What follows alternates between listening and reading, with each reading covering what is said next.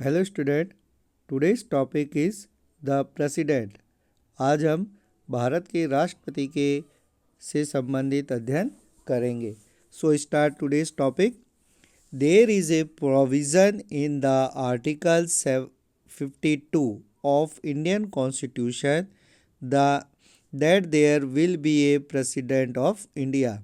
जो भारत का संविधान है, भारत के संविधान के अनुच्छेद 52 आर्टिकल नंबर 52 में यह बताया गया है कि भारत का एक राष्ट्रपति होगा। मतलब भारत में जो एक राष्ट्रपति के पद को बताया गया है। हम जानते हैं कि जो भारत का संविधान है उसमें कुल 395 अनुच्छेद हैं। Total article of Indian constitution are 396। In this article number of 52 the constitution of India will be a president of India. यानी कि जो भारत में अगर हम देखें तो भारत का जो संविधान है उसके आर्टिकल नंबर 52 में ये लिखा गया है कि भारत का एक राष्ट्रपति होगा। According to article 53 the executive power of union would be vested in the president and he himself or by the functionary will use the according to the constitution। यानी कि जो संविधान का जो अनुच्छेद नंबर 53 यानी कि आर्टिकल नंबर 53 के अकॉर्डिंग जितनी भी जो कार्यपालिका की जो शक्तियाँ होती हैं, एग्जीक्यूटिव पावर यानी कि कार्यपालिका से संबंधित जितनी भी शक्तियाँ होती हैं, हमने पहले पढ़ा है कि जो गवर्नमेंट होती है, गवर्नमेंट के 3 पार्ट्स होते हैं। First legislature, second executive and third is judiciaries. तो जो एग्जीक्यूटिव पावर्स होती है वो पूरी की पूरी प्रेसिडेंट यानी कि राष्ट्रपति के पास होती है और वह इनका उपयोग स्वयं कर सकता है या अपने जो सबऑर्डिनेट यानी कि उसके जो सहायक होते हैं उनके द्वारा भी इन शक्तियों का इस्तेमाल किया जा सकता है।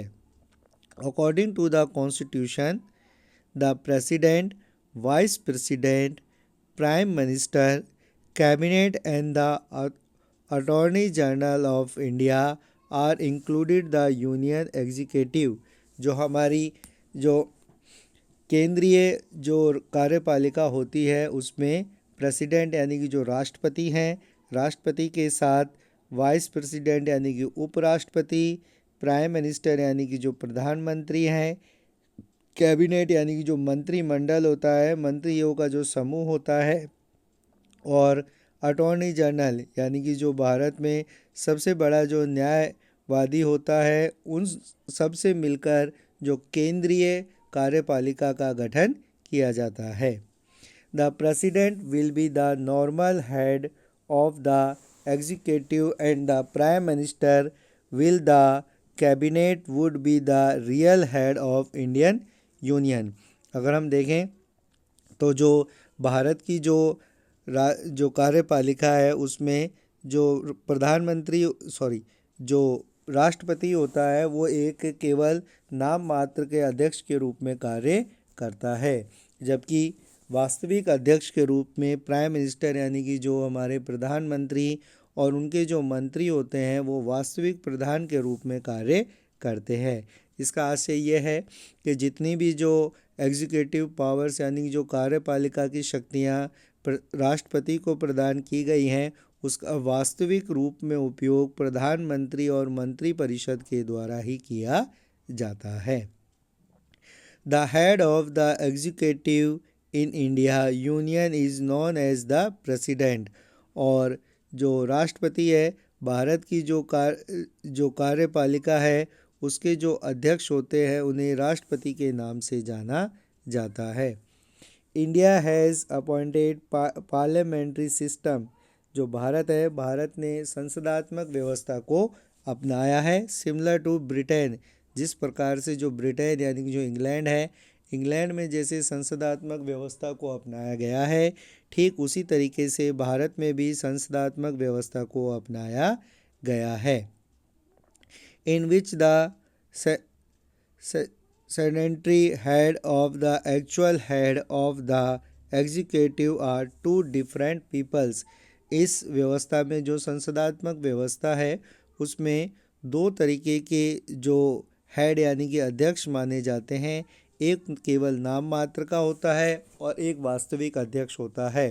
तो इसमें जो ये संसदात्मक व्यवस्था है इसमें कार्यपालिका के जो हेड होते हैं वो दो होते हैं, एक नाम मात्र का होता है और एक वास्तविक अध्यक्ष के रूप में होता है।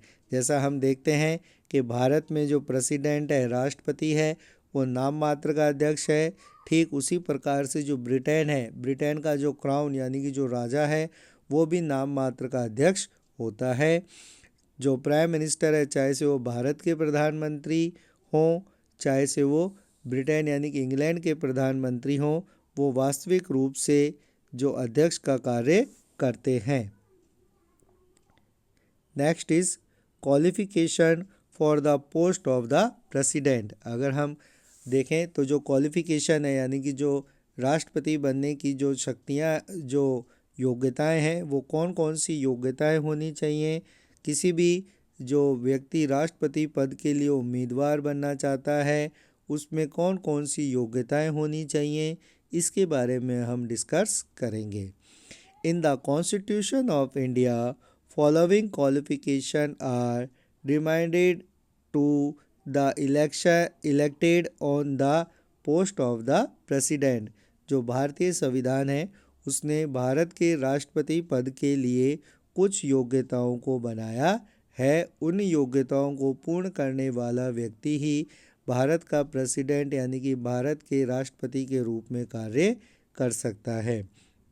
तो उसमें जो फर्स्ट क्वालिफिकेशन है वो है he must be a citizen of India, यानी कि वह भारत का नागरिक होना चाहिए। सबसे पहली भारत में किसी भी पद के लिए अगर आपको चुनाव लड़ना है तो उसमें सबसे पहली योग्यता होती है कि वह भारत का नागरिक होना चाहिए। तो जो राष्ट्रपति है वह मुख्यतः भारत का नागरिक होना चाहिए, उसके पास इंडियन सिटीजनशिप होना आवश्यक है। The second qualification of president is he is completed 35 years of age और अबाउ। उसने 35 ईयर्स यानी कि 35 वर्ष या उससे अधिक आयु प्राप्त कर ली हो। इसका मतलब यह है कि जो राष्ट्रपति की जो पद है उस पे आसीन होने वाला व्यक्ति 35 साल या उससे बड़ा होना चाहिए। Third qualification is he hold the qualification of become a member of Lok Sabha. तीसरी जो योग्यता है उसमें यह कहा गया है कि वह लोकसभा का सदस्य बनने की योग्यता रखता हो। जैसा कि हमने प्रीवियस टाइम पढ़ा है कि जो लोकसभा का जो मेंबर होते हैं उनकी क्वालिफिकेशन क्या होती हैं। तो जो राष्ट्रपति है, प्रेसिडेंट की पोस्ट के लिए भी उसमें यह क्वालिफिकेशन होनी चाहिए कि वह लोकसभा का मेंबर बनने की योग्यता रखता हो। लोकसभा का मेंबर हो ये आवश्यक नहीं है, आवश्यक है कि वो लोकसभा का मेंबर बनने की योग्यता रखता हो।